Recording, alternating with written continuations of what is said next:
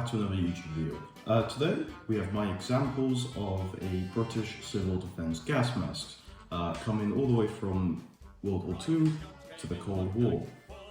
So let's start. I'm going to start with the general civilian respirator, as it is probably my earliest example, or the earliest example, sorry, of a British civilian gas mask. So you can see here, mine is Henley 338 March 1938, and the rubber is really thin. Literally, I could probably tear it, that's how thin it is. In fact, actually, it was recommended you put on your mask on the chin first, so you don't actually rip the rubber. This is how cheap they were. Mine in particular is size large, and it has a fixed filter, not a screw filter or anything like that. It is fixed to the mask. This filter here is a pre-filter, which basically means that it would filter gases that the main filter itself could not do. And this mask in particular comes with this box belonging to one Wilf Hayes. You can see, just give me a second to read that. And then Wilf Hayes, Main Street, Annesley Woodhouse. So it's quite interesting to have a bit of history that is personalised and is known. So you see, it comes in this nice little cover carry bag. Yeah, but anyways, going back to the mask itself. 3-part head harness, as you can see. The straps aren't exactly that high quality, it's just like the mask, to be honest.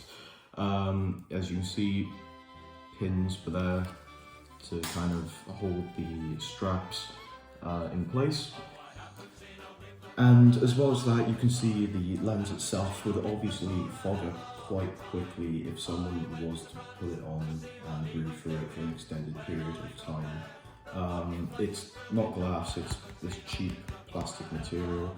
But anyways, let's go on to the main history of the mask. So, you'll notice when war was starting to be more likely and the Nazis did what Nazis do best, bombing other countries, Britain decided, hey, maybe we should give our civilians gas masks because, well, World War I, the Great War, there was gas used, so why wouldn't they use gas against our own people?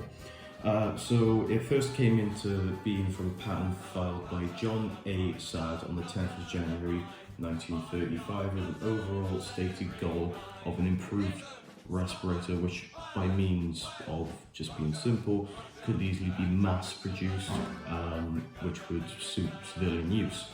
Later on, the general civilian respirator was issued to every civilian by the government by the late 30s and early 40s. Civilians were legally allowed, not allowed, but of course they were allowed, but they were legally required to bring these on. You'll notice there's a couple famous propaganda photos, like Hitler will send no warning. That's a very famous one. Carry your gas mask with you at all times. Yeah, the threat of gas was quite real. Luckily, it was not used. I believe out of fear of retaliation by the Nazis. Yeah, so as I said, it's just really cheap rubber, fixed filter, and look, it doesn't even hold shit, it just flops. Yeah, what can I say? I mean, for a civilian respirator, it's good because it's cheap, but other than that, I don't see how else it could be that good. But this is what actually quite interests me about masks, how primitive of design they are. In my opinion, primitively designed masks, or masks that were quite primitive and have a bad design by our standards today, are some of the most interesting. This is why I quite like masks like the Mark IV and the GM17, both of which I made a video on. Hint, hint, go watch them. And yeah, I quite like the design. It kind of looks a bit robotic, if you get what I mean.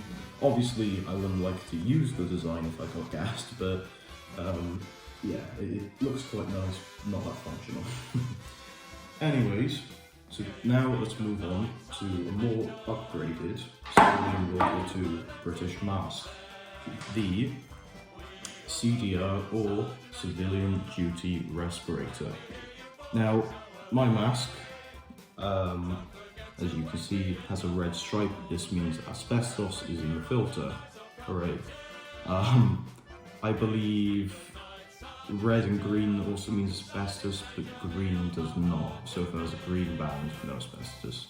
As you can see, it has a flapper band right there. It's quite bad condition. So I have actually had to try and get it on with some rubber glue. So, I believe this is a microphone port because obviously, if you're in the civil defence, you need to be able to communicate during a gas attack. My straps are completely decimated and ruined, but the mask itself is in good condition. I think that's the most important part. You can see a massive improvement on the lens. It's glass, it's relatively thick for a gas mask, and as well as that, you know, it won't fucking break. That's the best one. It will obviously if it's gets hit very hard, but it's way better than the previous civilian mask I mentioned. So if we move the straps, so this is the inside.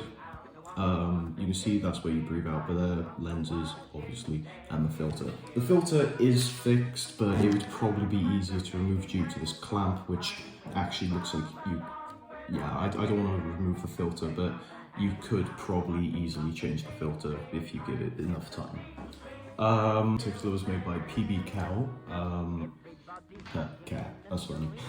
And yeah, basically, as I said, it's quite an upgrade from the actual GCR, General Civilian Respirator. It is actually, for what it is a good mask, especially for the time. But as you can see, there's a lot of different variants of the CDR. I'll put some of them on screen now. And overall, I quite like it. It's just a very iconic mask, if you ask me. Like the face piece as well, and the filter. It's just a really, really nice design. I will go into the facts of it. So, basically, the CDR was designed for members of the Civil Air Raid Precautions (ARP) and others that would be needed, such as police, ambulances, firemen, in order to do their duties when there's gas. Basically, these aren't actually a wartime design.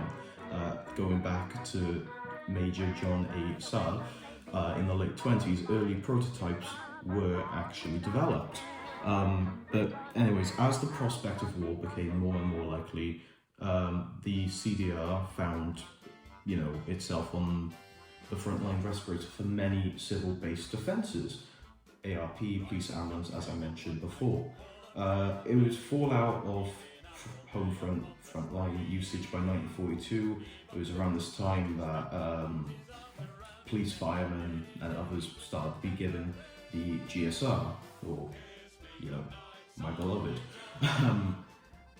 During the Cold War, Steve Gorman actually produced a industrial variant of the mask. On from the CDR, we now have the C7, which is, wow, it's quite a nice mask to own. I can't lie. You can see these going for crazy prices. I luckily got mine for quite cheap. The thing is with the C7, not much is actually known about it. It's quite a mysterious mask. But mine in particular was made, hope you can see that well, 1954, I believe. Yeah, 1954, by BTR, British Tire and Rubber. Mine is unissued, as you can see, still has the plastic thing there. And you can see the difference. Rubber is a lot better, because if we compare this and this, one rubber holds, the other flops. This one also comes with a XL valve, which is actually removable, with a nice little mushroom design there. And the filter, yes, it is fixed, and funnily enough, I don't believe it contains asbestos. Yeah. However, I wouldn't read through it. It's an old filter, so at your own risk, mate. Basically, it's quite an interesting mask, I can't lie. And the lenses, I believe, yeah, they're plastic. They're plasticky lenses, but they're a bit higher quality plastic, and yeah, they're not a panoramic lens. They are quite.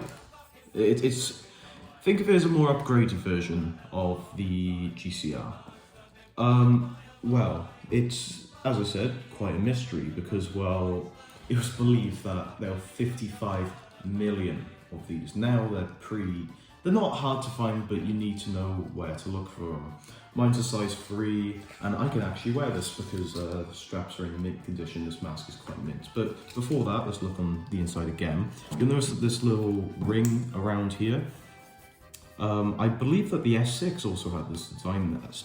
It's more to kind of help fit around your face a bit better.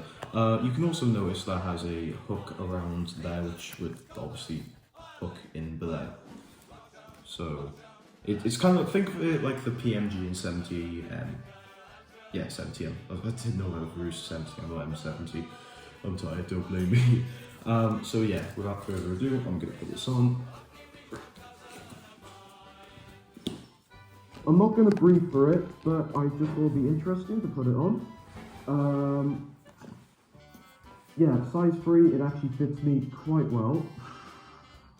And it's an interesting design. As you see, fogs up quite easily though.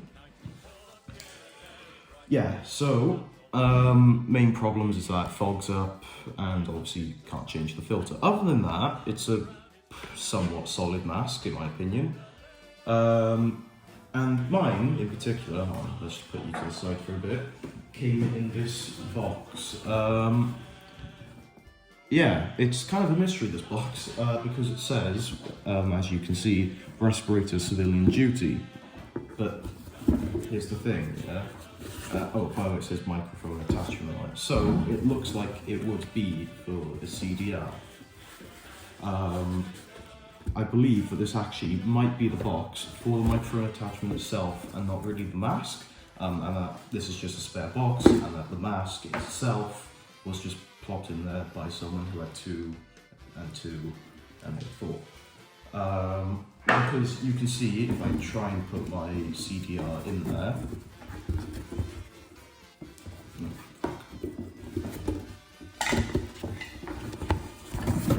it doesn't really fit.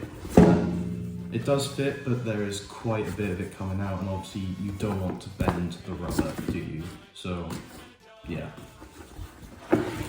It's quite an interesting thing that I haven't really been able to get to the bottom of. And I would love any input that anyone might have. The C7 topic itself is quite interesting and probably deserves a video of its own, which I will probably make.